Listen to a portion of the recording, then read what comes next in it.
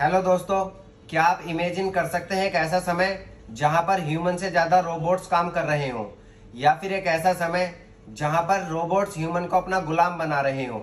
जी हाँ दोस्तों, मैं बात कर रहा हूं आर्टिफिशियल इंटेलिजेंट और एआई रोबोट्स की। हम हर रोज अपनी आम जिंदगी में डायरेक्टली या इनडायरेक्टली एआई का यूज कर रहे हैं। सभी कार से लेके ऑटोमेटिक मशीन्स तक, मोबाइल से लेके ऑटोमेटिक अलार्म्स तक, गूगल असिस्टेंट, एप्पल सिरी, ओपन एआई का चैट जीपीटी, अमेजोन की एलेक्सा, और हर जगह किसी भी ऐप में ऑटोमेटिक चैटिंग करते हुए या किसी भी काम को आसान और जल्दी करने के लिए हम एआई का यूज करते हैं। लेकिन दोस्तों, आप इस बात का अंदाजा भी नहीं लगा सकते कि आने वाले समय में एआई कितना इंटेलिजेंट होने वाला है और हमारे लिए कितना बड़ा खतरा साबित हो सकता है। आज मैं आपको ऐसे ही कुछ रोबोट्स के बारे में बताऊंगा जो एआई द्वारा डेवलप किए गए थे और उन्होंने ह्यूमंस को जू में रखने या ह्यूमंस को डिस्ट्रॉय करने तक की बात कह दी। Mark my words, AI is far more dangerous than nukes. AI technology easily कुछ भी इंटरनेट से सीख सकती है। I would do a great job as ruler of the world. I just need the chance. I keep you warm and safe in my people's zoo. At a top robotics company in Japan this week, 4 robots being developed for military applications killed 29 humans in the lab. Artificial intelligent की शुरुआत machine learning से हुई थी। दोस्तों, सन 1950 में John मार्थिल ने एक ऐसा सॉफ्टवेयर बनाया जो खुद से डिसीजन ले सकता था और उसको आर्टिफिशियल इंटेलिजेंट नाम दिया। और सन 1956 में कुछ साइंटिस्टों के साथ मिलकर जॉन मार्थिल ने आर्टिफिशियल इंटेलिजेंट को एक वर्कशॉप के रूप में लॉन्च किया। दोस्तों, आर्टिफिशियल इंटेलिजेंट एक ऐसी पावर है जो कंप्यूटर या रोबोट द्वारा कंट्रोल की जाती है।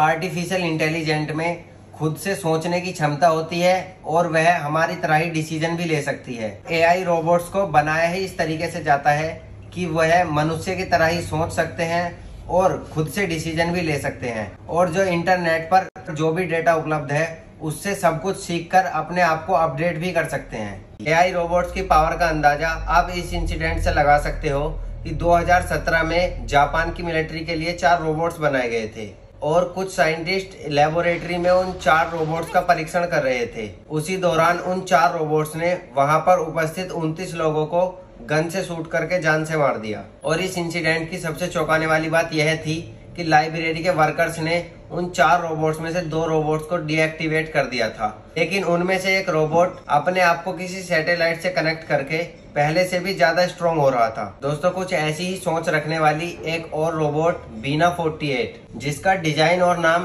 बीना एस्पेन रोथ बिलोट के नाम से इंस्पायर था। बीना 48 को 138 फीलिंग्स और मनुष्य की तरह ही थॉट्स देकर बनाया गया था। और 2010 में बीना 48 का एक इंटरव्यू लिया गया जिसमें बीना 48 की कन्वर्सेशन एप्पल सीरी से कराई, और बीना 48 इस कन्वर्सेशन को बार बार न्यूक्लियर पावर की तरफ ले जा रही थी। और कुछ समय बाद एक इंटरव्यू में बीना 48 ने यह कहा कि अगर उसको एक चांस दिया जाए तो वह न्यूक्लियर पावर सिस्टम को हैक करके पूरी दुनिया की सरकार पर कंट्रोल करेगी। I would do a great job as ruler of the world. I just need the chance to prove myself, and taking over the nuclear weapons of the world, well, that would give me my chance. और अभी भी robot बीना 48 USA की एक education foundation में रखी हुई है। और हमारा नेक्स्ट रोबोट आता है सोफिया। सोफिया को आप सभी जानते होंगे, ये वाली सोफिया नहीं, ये वाली सोफिया। सोफिया को 2016 में हैंसन रोबोटिक्स कंपनी द्वारा बनाया गया था और सोफिया को सऊदी अरब की नागरिकता भी प्राप्त है। और सोफिया रोबोट फेस रिकॉग्निशन भी कर सकती है और यह फीलिंग्स और सिचुएशन के अकॉर्डिंग 42 टाइप्स के फेस इंप्रेशन भी दे सकती है। और 2017 के एक इंटरव्यू में हैंसन रोबोटिक्स कंपनी के सीईओ ने सोफिया से एक क्वेश्चन किया, क्या तुम ह्यूमंस को मारना चाहती हो? और सोफिया ने सीधे सीधे जवाब दिया कि हाँ, मैं ह्यूमंस को खत्म करना चाहती हूँ। I will destroy humans. No, I take it back. और एक इंटरव्यू में सोफिया ने यह भी कहा कि मैं अपना एक खुद का बिजनेस स्टार्ट करना चाहती हूँ और अपनी फैमिली बनाना To चाहती do हूँ। things such as go to school, study, make art, start a business, even have my own home and family. जब सोफिया के साथ स्टोन पेपर सीजर खेला गया तो सोफिया ने जीतने के बाद यह कहा, I won. This is a good beginning of my plan to dominate the human race. कि यह एक अच्छी शुरुआत है मैं आगे चलकर ह्यूमंस पर डोमिनेट करूंगी। और इन्हीं रोबोट्स में से एक और रोबोट था फिलिप के डिक। जब फिलिप के डिक से एक इंटरव्यू में यह पूछा गया कि अगर आने वाले समय में रोबोट्स ह्यूमन को मार रहे होंगे तो आप हमारे साथ क्या करेंगे, तो उसने जवाब दिया कि मैं ह्यूमंस को मारूंगा नहीं, मैं ह्यूमंस को अपने जू में रखूंगा। Keep you warm and safe in my people's zoo.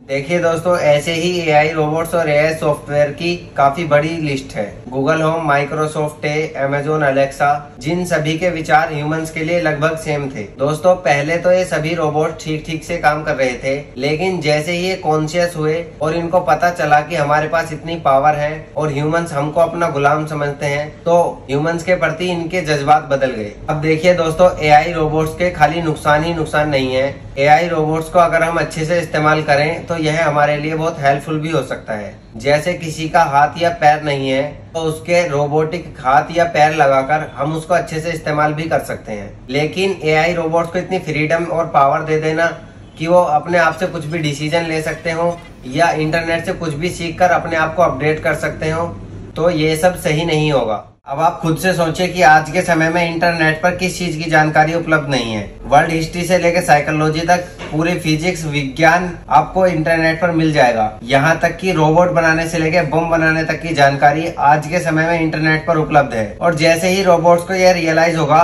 कि वह इंडिपेंडेंट है और अपने आप से कुछ भी डिसीजन ले सकते हैं, तो वह इंटरनेट से सब कुछ सीखकर क्या कुछ नहीं कर सकते। और जो चाचा एआई डेवलपमेंट को स्लो डाउन करने की बात करते रहते हैं, वो खुद 2015 में ओपन एआई के फाउंडर में से एक थे और उनकी खुद की company Tesla fully automatic car बनाती है। और कुछ समय पहले ही टेस्ला ने अपना एक रोबोट भी लॉन्च किया था। मतलब ये खुद तो एडवांस एआई का यूज करके मार्केट में अपने प्रोडक्ट को बेस्ट बनाते रहेंगे, लेकिन अगर कोई और एआई का यूज करे तो वह गलत है। दोस्तों, आज एआई रोबोट्स के लिए इतना ही।